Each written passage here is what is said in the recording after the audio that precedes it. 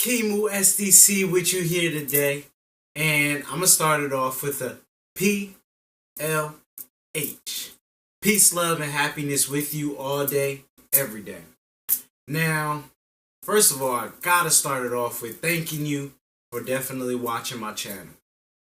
And also, we got some really good stuff to talk about today. And because we're gonna talk about my path to vegan here on this vegan lifestyle. So to start it off, I would have to say that I started making the decision to become a vegan probably about 2 years ago. And it started with, well, actually, no, I would have to take it even further back to the time when I was in college, at the early point of my college career, and also going back a little bit further into my later high school years. And at that time, I saw my family going through so much. I saw great-grandmother, she suffered from so many diseases. Saw uncles suffering from diabetes, saw family members suffering from diabetes, high blood pressure, high cholesterol, so many diseases, super unfortunate, taking a ridiculous amount of pills. And I say, you know what, I gotta make a change because I want to be 80 years old playing basketball without any mechanical devices to help me. So I decided to start making those steps, but I didn't make them in high school. I made them as I progressed through college, because of what I understood. But before I made that change into where I am now, trust me, I ate everything under the sun. A lot of people, when I tell them that I'm vegan, they ask me, was I vegan my entire life, or was I a vegetarian my entire life? And I say, no, I was completely opposite in my earlier life. Back when I was in my earlier years of college and all the way back, I was eating whatever I wanted to under the sun, junk food. My favorite candy was, actually I had a few favorites. I had Snickers, I had Twizzlers, I love Starburst. Those were my favorite candies. I didn't eat too much chips, but if I had to pick one at that time, it was either sour cream, Old Bay, or salt and vinegar.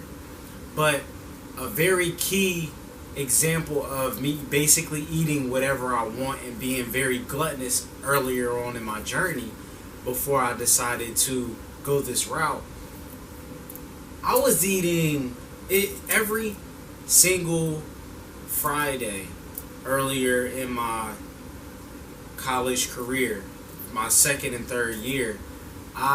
Me and my friend would play basketball on Friday nights between 3 to 5 hours, depending on what time we got out of class. And of course, during that time, playing all that basketball, I'd be ready to eat by 12 o'clock. So we would always go ahead and walk back. Our dorm halls were right next to each other.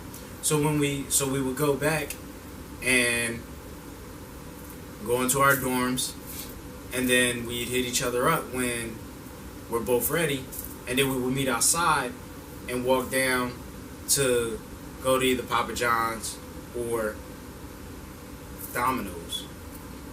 And that was probably almost every Friday.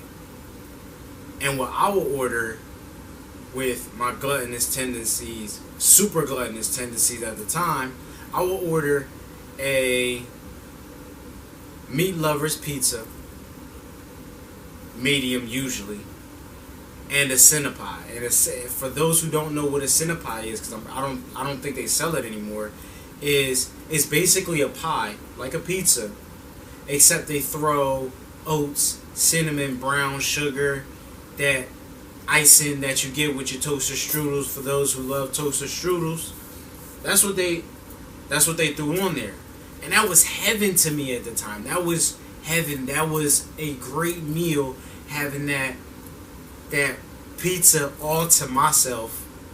Wonderful, that pizza, that meat lovers pizza at the time, and the cinnapie, and I would eat most, if not all of it, most of it in one sitting. Luckily, I had a weight gaining issue my entire life, and that continues till today. But I was able to do all that, and then I started really seeing my great grandmother take more and more pills every time I would come home. And I was like, okay, gotta start taking these steps. But, you know, you always say you try, and you continue to say that, but you never do. But at a certain point, I began to wake up.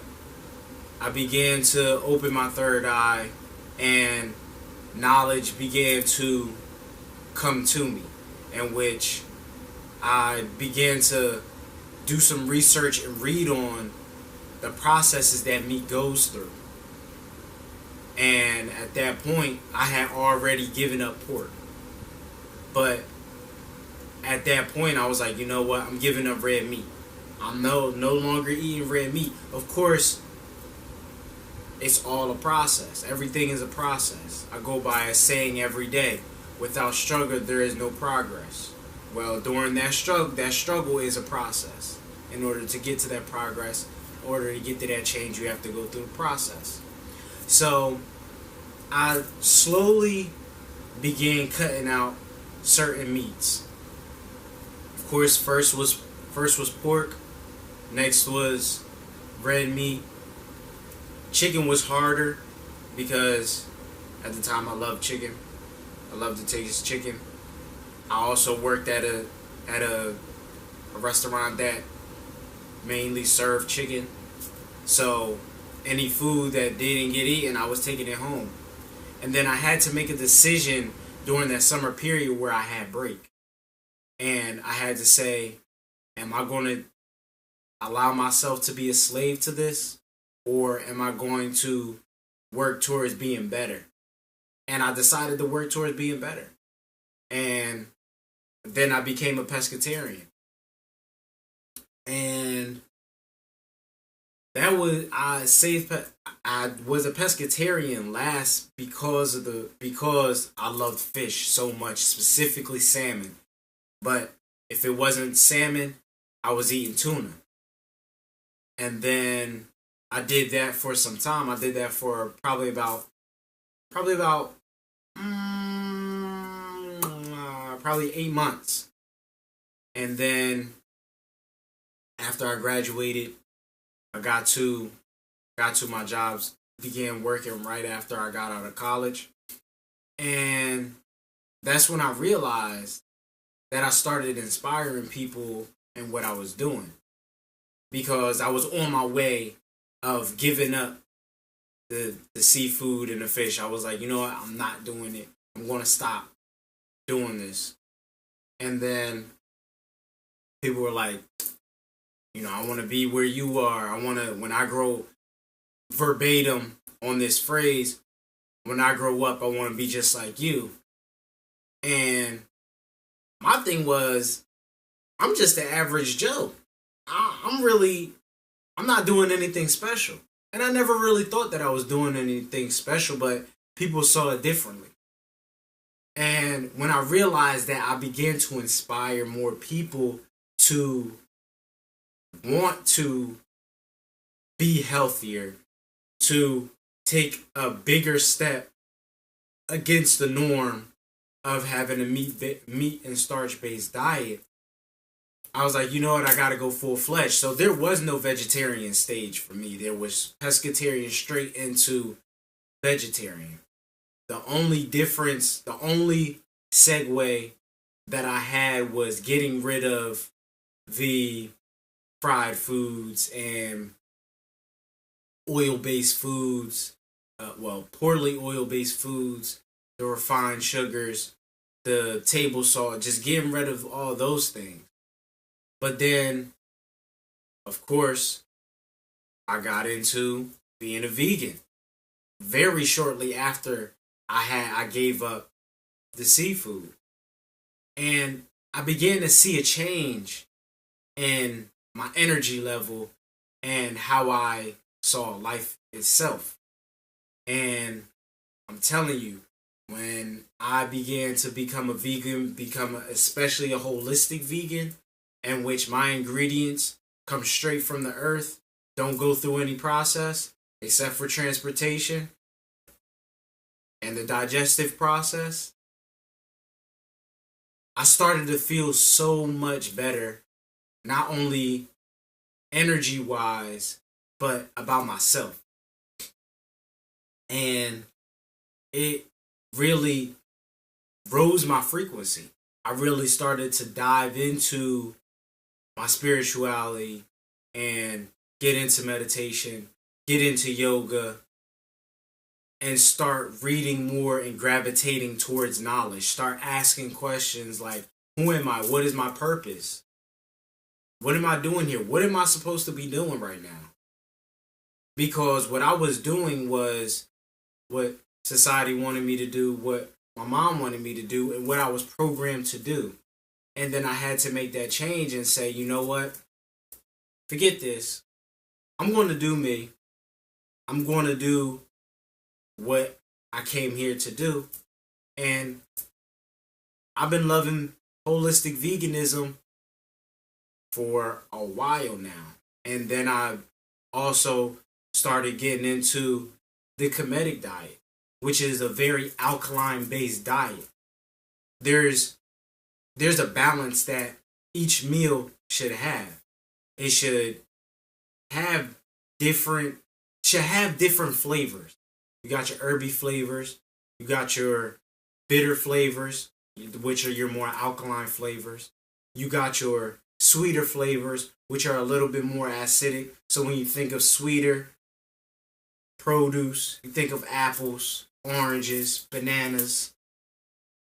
When I go to the alkaline, I look at my lettuces, my kale, my spinach, my limes.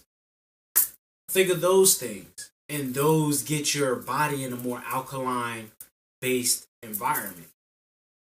And I realized that my body I didn't feel like I was getting as sick as I was before. I wasn't catching cold, well, as they call them, colds.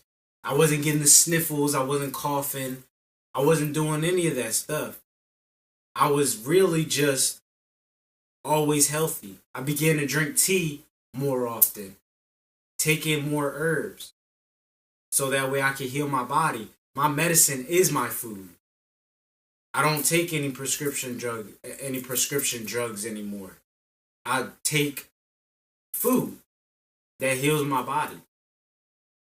But I do have to say, if you are to, number one, have to promote the 7-Day Vegan Challenge, because I did work with two people who actually did aspire to, actually was open to being vegan. They were thinking about it, and I gave them a little taste of it for a week, bringing in what I would be eating for lunch.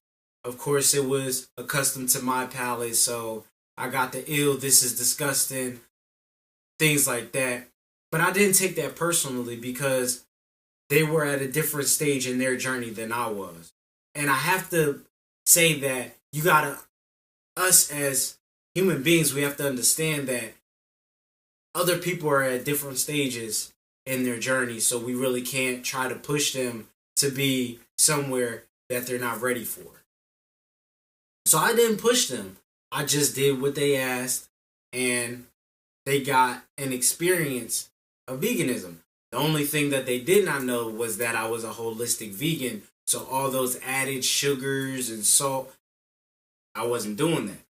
And they didn't know that at the time, but later on I had to explain to them. And they enjoyed the experience overall. But whether they continued, I don't know. It's none of my business. But I will say, if you are in the process or you're planning to do so, be careful switching, because the universe is about balance.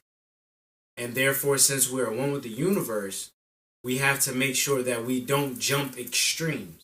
We don't go from eating a meat and starch-based diet to strictly going to veganism. It's a very dramatic jump, in which at that point your body then wants to find that midpoint. So make sure you don't do that. Try to do it gradually. It's very hard to just cut out meat, but it's easier to do less meat, less starches, and more produce. Have a snack, have an apple, have bananas. A lot of people for some reason don't like bananas. Have some oranges. Just try to ingest more fruits, and then that way your body will get acclimated to consuming more produce, consuming more better foods for the body. And then we'll all be able to have a wonderful party and be like, woo! And I definitely got to promote love, because it has helped me love even stronger, love myself even better, because I'm taking care of myself. As they say, health is wealth. You are what you eat. Every 35 days, your body is producing new cells based off of the food that you eat. And if you're putting in stuff that's not supposed to be in your body, if you're putting in junk food, you get junk cells. If you put in bad food, you get in bad cells. You put in great food, you get great cells. Therefore, feel great. Therefore, do great things. Therefore, inspire great things. Inspire great people. Inspire people to be greater. Because you are great, you're beautiful, you're lovely. So, I want to finish on that note. Actually, I want to finish on, woo! PLH, peace, love, and happiness all day, every day. We gotta always say that. Something that we gotta strive for. Kimu, SDC, over and out. Peace. Take care of yourself. Health is wealth.